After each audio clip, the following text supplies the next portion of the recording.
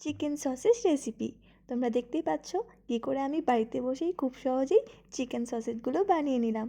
তারই এই ছোট্ট ভিডিওটা তোমাদের সঙ্গে শেয়ার করে নিলাম। আর এটা খেতে খুবই টেস্টি, খুবই ইয়াম্মি। বাড়িতে বড় বাচ্চা সবাই খুব ভালোবাসে।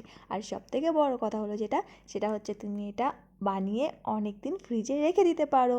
যখন ইচ্ছে তখনই ফ্রাই করে খেতে পারো। সাথে সাথেই করতে হবে তার কোনো মানে নেই। তার জন্যই এই রেসিপিটা তোমরা দেখে নিতে পারো। আর আমি এই রেসিপিটা পুরোপুরি ডিটেলসে দিতে পারিনি, কারণ এটা শর্ট ভিডিও। আর এরকম রেসিপি যদি তোমাদের চাই তাহলে আমায় বলতে পারো, আমি তাহলে লং ভিডিও তোমাদেরকে দেখিয়ে দেবো। তো খুব সহজেই বাড়িতে কীভাবে চিকেন সসেজ বানালাম তোমরা এখানে দেখে নাও। মোটামুটি তো আমি তোমাদেরকে দেখিয়ে দিয়েছি। এবং পিসগুলো দেখো কত সুন্দর, কত সফট আর কত নরম।